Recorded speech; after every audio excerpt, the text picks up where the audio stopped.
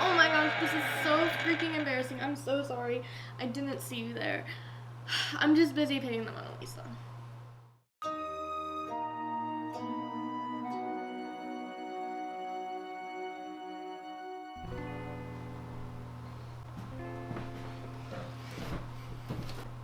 Hey guys, it's Zoe here, and today I'm going to teach you how to watercolor.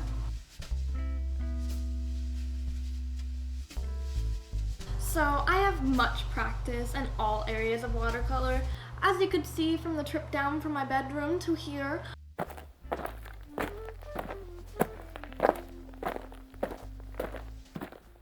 I have a billion paintings. And so, with my expertise, I'll have you painting like Donatello in no time.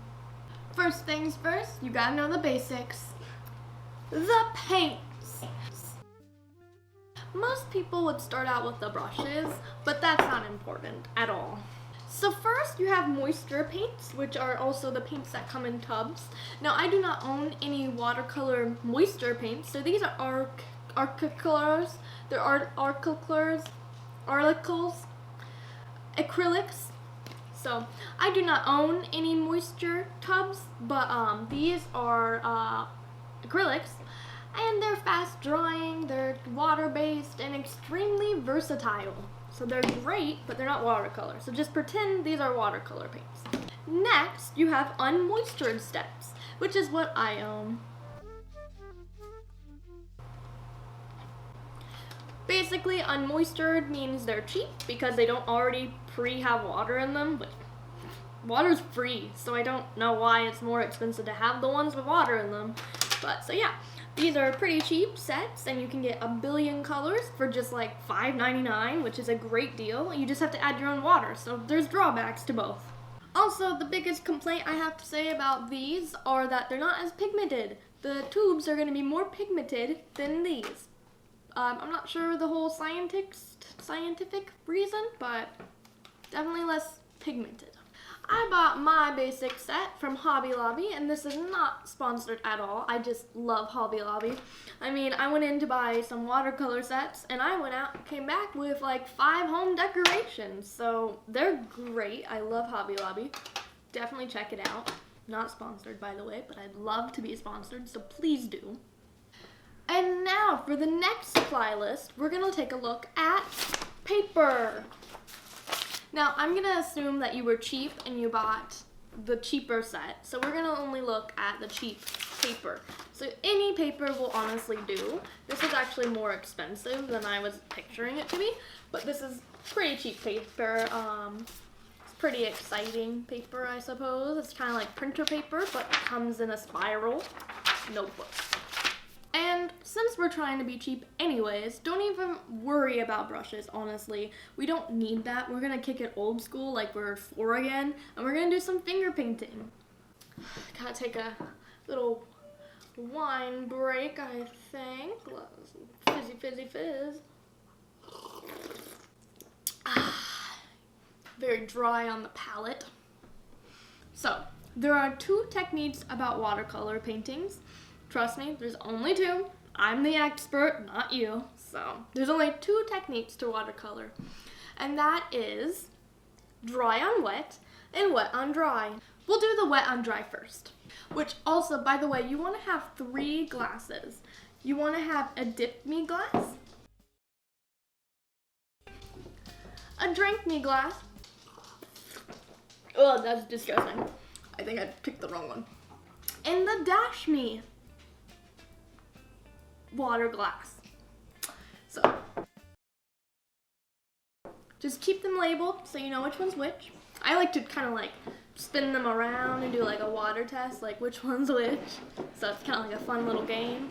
So probably don't want drink me next to me though, because I'll probably drink it then. So we're gonna go dip me. So what we're gonna do is we're gonna dip our finger into the dip me glass. Make sure it's nice and wet and moist. I hope you can see that. See how it's all dripped and nice and moist. And then we're gonna pick the color we want. And I always love blue. Blue's my favorite color, so we're gonna do blue. Okay, and now we're gonna watercolor. So just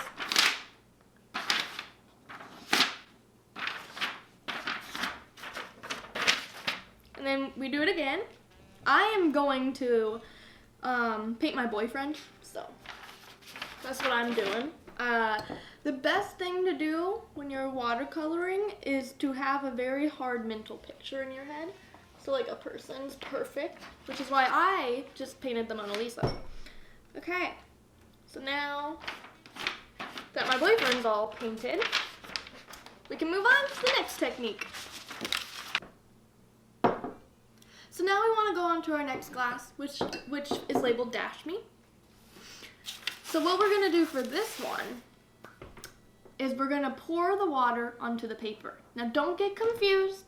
Amateurs always just pour the whole glass on there, so don't do that. You look silly. You're that one person in the class who acts like they know more than the professor, and then you're just like, I'm gonna pour my whole glass on my paper, and then you're out of paper because your paper is ruined. So don't be an amateur, please. So carefully pour some of your water, some of your water, please, ladies and gentlemen, onto your paper. And make sure it's a new sheet of paper, please. We don't want to ruin our last painting. So here we go. Some water, please.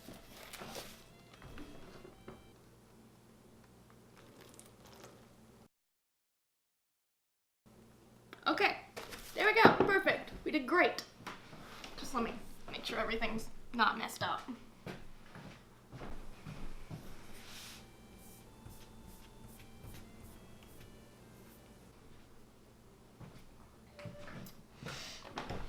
Okay, now that I'm back, I'm realizing my paper's kind of dry, a lot drier than I thought it would be. So I think that what I'm gonna do is just fold it and dip it into my water. I think that'll be better.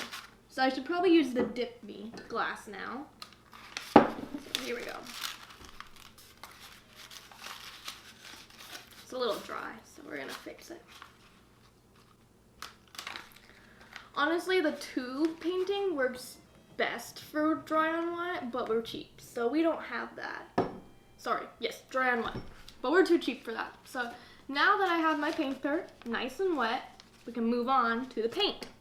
So we're gonna persist because my paper is a little dry. Okay, so now what we want to do is we want to take our watercolor and we want to rub it onto the paint. And look at that, we're doing great stuff here. And it might even be beneficial to take your finger and rub it onto the thing and dip it on there. Yeah, that's actually working very nicely, honestly. I am so shocked at how well that's working. It just, you rub it and then paint gets on there. Wow. This is like, I'm 5 again. I love this. So, oh no, now it looks like someone died on my paper because I used red. Dang it. I am not bleeding, guys. I just used red paper. Red paint. All right. So, voila. So, voila, we finally have became water painters. I am so proud of us. We've come a long, long way. So, just great job. I'm gonna hang these up in my room, and I might even give one as a Christmas present to my family. I think they'd appreciate it. Would you like more tutorials such as these? I could teach you how to paint a sunflower or maybe the White House. Whatever you want, leave a comment below. And remember, peeps, always start with the hardest thing to paint. If you paint something easy, you're never gonna grow. The point to paint something hard is that you get all your skills done at first, and then you're like an expert, which is what happened to me. That's what you gotta do. So please start out hard. Please subscribe so you don't miss my Mona Lisa tutorial or my Da Vinci tutorial.